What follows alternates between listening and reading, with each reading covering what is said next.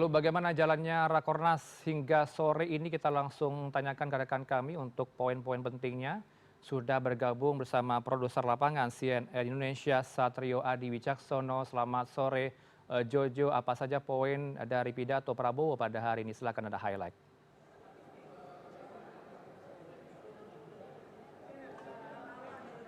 Ya, selamat sore Heranov. Rapat Kerja Nasional Kementerian Dalam Negeri yang menghadirkan antara pemerintah pusat dengan pemerintah daerah ini memang sudah berakhir sekitar pukul 16 waktu Indonesia Barat tadi, di mana rangkaian acara tadi diawali dengan penyampaian materi oleh Menteri Dalam Negeri Tito Karnavian, kemudian diikuti oleh taklimat ataupun pemberian arahan oleh Presiden Prabowo Subianto. Memang sejatinya acara Rakornas ini akan diikuti oleh 4.800 orang, baik itu menteri serta jajarannya eselon 1 di pihak kementerian, kemudian juga para petinggi ataupun pejabat lembaga negara, serta diikuti oleh seluruh gubernur serta wakil gubernur di seluruh Indonesia dan bupati, wakil bupati, wali kota, serta wakil wali kota. Acara memang tadi sempat bisa disaksikan oleh masyarakat secara umum dan disiarkan langsung di media hingga pukul 1 atau pada saat sebelum istirahat sholat makan zuhur.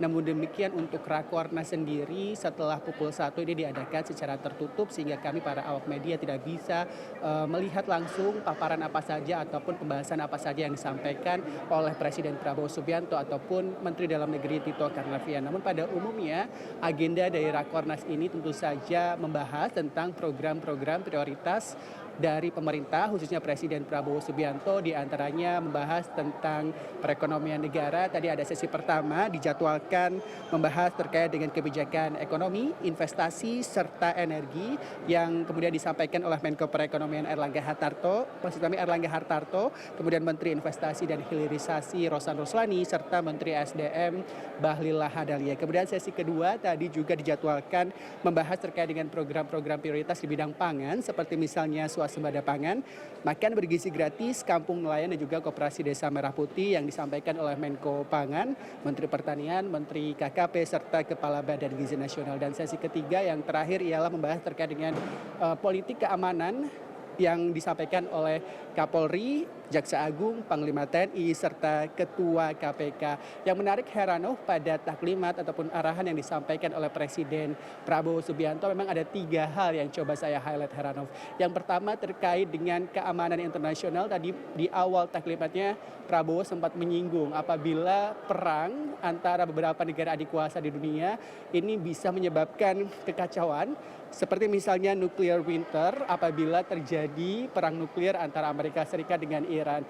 Dan keikutsertaan Indonesia dalam Dewan Perdamaian Palestina bentukan Amerika yang sempat menjadi topik bahasan oleh seluruh media Indonesia ataupun internasional tadi, walaupun tidak serta-merta disampaikan secara gamblang oleh Presiden Prabowo Subianto, namun Prabowo mengatakan bahwa ini dalam tataran untuk mencari sebanyak mungkin kawan. Tadi Prabowo menyampaikan bahwa mendapatkan 1.000 kawan ini lebih baik daripada mendapatkan 1 lawan, sehingga memang Prabowo dalam hal ini menegaskan untuk politik internasional Indonesia masih menerapkan politik bebas aktif dan upaya untuk merangkul semua kalangan ini menjadi salah satu agendanya ialah dengan mengikuti Dewan Perdamaian Palestina bentukan dari Amerika Serikat.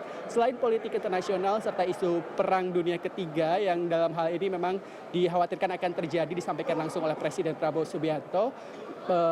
Poin kedua yang patut di-highlight ialah terkait dengan capaian makan bergizi gratis. Tadi Prabowo menyampaikan bahwa MBG ini memiliki efek domino yang luar biasa dalam perekonomian bangsa, di mana dalam 1 tahun penerapan program makan bergizi gratis, kita tahu bahwa MBG pertama kali diluncurkan pada bulan Februari 2025 dan menurut laporan yang disampaikan oleh Presiden Prabowo saat ini sudah ada 1 juta lapangan pekerjaan yang terbentuk dari program makan bergizi gratis. Dan dalam 1 tahun ini sudah ada 62 juta penerima MBG, baik itu anak sekolah, kemudian juga lansia, kemudian juga orang disabilitas dan orang dari keluarga yang tidak mampu, dan ditargetkan di tahun 2026 pada Desember nanti targetnya akan menjadi 82 juta orang.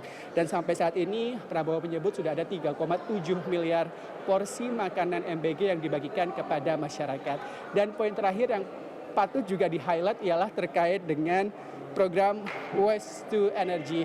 Memang jarang ya kita melihat Prabowo Subianto membahas terkait dengan pengelolaan sampah pada pidatonya atau pada sambutannya. Namun tadi pada Rakornas yang diadakan di Sentul International Convention Center, Prabowo ini secara terang-terangan menyindir dalam tanda kutip ya, menyebut bahwa beberapa kota di Indonesia, khususnya Provinsi Bali ini penuh dengan sampah dan ini tidak akan bisa menarik investasi ataupun wisatawan dari luar negeri apabila sampah-sampah itu terus bertebaran di beberapa lokasi seperti misalnya di Pulau Bali yang disampaikan oleh Presiden Prabowo Subianto. Sehingga tadi salah satu jalan keluar yang disampaikan oleh Prabowo ialah program gentengnisasi, Heranov.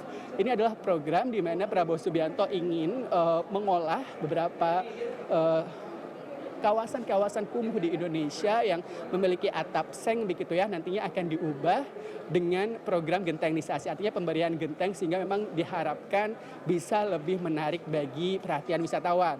Beberapa kampung-kampung yang sudah ada, misalnya Kampung Warna-Warni di Malang atau Kampung Jodipan di Jogja ini menjadi salah satu contohnya. Dan program dari Waste to Energy ini sendiri, Prabowo menyebut dari sampah-sampah yang dikumpulkan nanti dari Danantara sendiri ditargetkan akan membuat 34 TPA atau tempat pembuangan akhir sampah yang akan bisa mengolah sampah-sampah tersebut menjadi energi.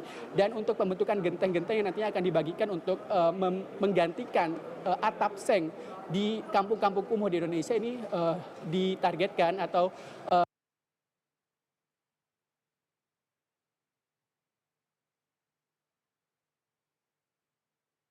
menarik wisatawan ataupun mengubah sampah ini menjadi energi.